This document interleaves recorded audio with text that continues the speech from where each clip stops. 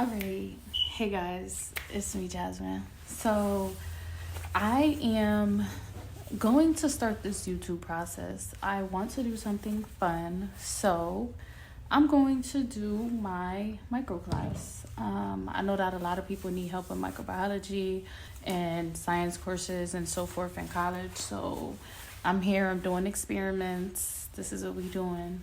Alright, so I'm doing a hand hygiene experiment. I go to Goodwin College. So we're gonna start off here. I had to warm up some agar, and then you have to place it in here once it liquefies and let it harden and things like that, because we're gonna be growing stuff on these. So I have some warm water here. Specifically, I have to have 230 mLs of warm water in a 250 ml beaker, which is this here. Warm water is considerably 100 degrees Fahrenheit. So, we have thermometers, just check your water, stuff like that. So I have a yeast packet here. I'm going to take the yeast packet, and I'm actually going to take this sugar. I'm going to take, it says to do a teaspoon of sugar. So I have my measuring cups, and sugar is technically considered sucrose. So I'm gonna get some sucrose, and we're gonna mix things up here. We're gonna have a little fun. So now I have put the sugar inside of the warm water, which was supposed to be around 100 degrees Fahrenheit. Then I have this yeast packet. I'm actually gonna put the yeast packet and put it inside of the water as well, according to the procedure here. So once that's done, we're gonna take our wooden stick and we're gonna gently just stir, stir, stir. It says that it's supposed to foam up or froth. Now this is what it looks like after it's all stirred up, and I guess this is what it's supposed to do with it frothing up and foaming up. So I'm just gonna let this sit. I have to get some distilled water, so that's a part of one of the next steps pertaining the hand bacteria portion of this. So I'll be right back. Okay, so we have the distilled water, so just purified water or whatever. Now we are going to do the next part of the experiment, which is anytime you're doing anything thorough, you always want to just touch the inch part. That's what these flaps are for. You never want to actually physically touch these gloves. You always want to touch the outside. So it says we have to do it to the non-dominant hand, so let me actually get a pipette here, because this is what we're gonna have to utilize. So this is actually a sterile pipette. Okay, so the next step is to put on a glove to our non-dominant hand. I'm right-handed generally. So you never want to touch the sterile area. That's why they give us enough room to be able to put these gloves on. If I could find my own fingers here. So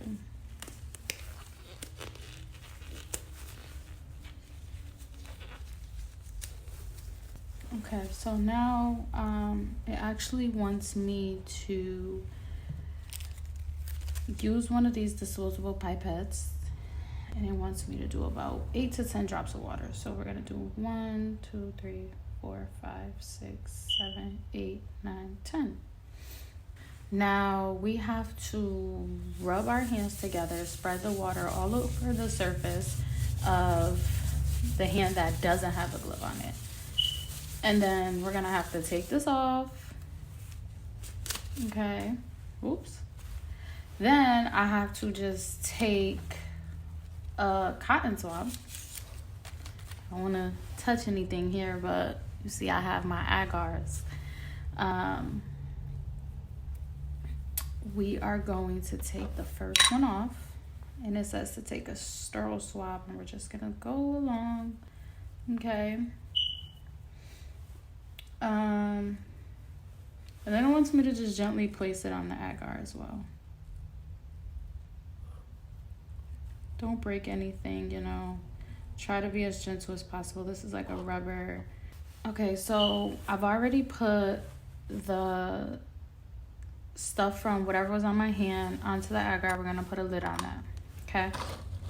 So now I'm going to wash my hands. You want to make sure that you always run the water. Make sure it's warm and put your hands under the water first. That's technically getting the soap, you know, like started to take off the bacteria. So just, you know, wash your hands for 20 seconds, pat with a towel, and I'll be right back. All right, so I've washed my hands. My hands are nice and dry.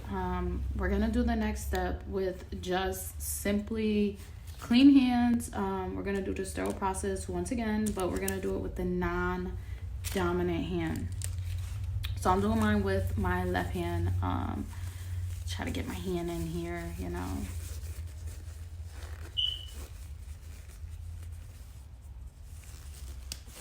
Okay. So now I'm going to take another sterile pipette, and we're gonna do 10 drops of water. So, okay, I'm gonna just put that back in there. I'm gonna rub my hands together. I'm just gonna take a nice, clean, sterile cotton swab. Sorry. You know, gently just rub, rub, rub. Let's see how much bacteria is on here versus the first one, you know? And then we're gonna take it and we're gonna gently just rub along the agar here. You don't want to be too rough because you can actually puncture it and then nothing will grow. I'm gonna put that down. We're gonna pop a lid on that. All right, so next we're gonna go to our yeast again. And with the next step, it says that we have to use one of our, you know, sterile pipettes. And we are going to take one of our cotton swabs. Well, one of our sterile cotton swabs. And we're just gonna get about, again, 8 to 10 drops. Okay, so now that number 3 is done, we're gonna go down to 4. This is one of our last steps.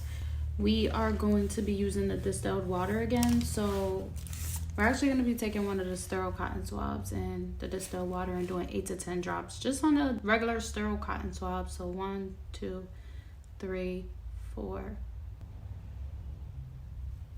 Oops. Okay.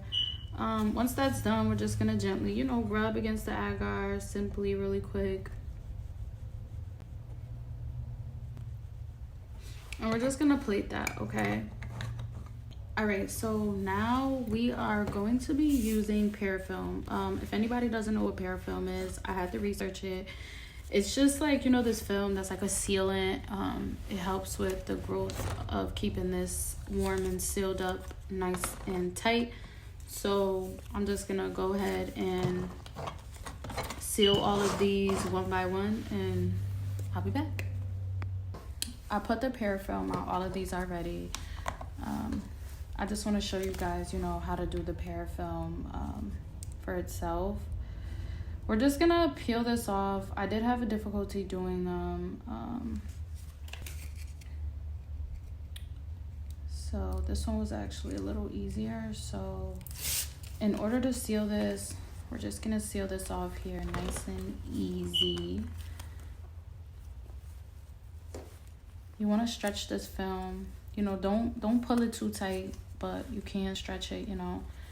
Let's seal this up really good because you don't want anything to get out. You want this to grow so we can actually see the result of it.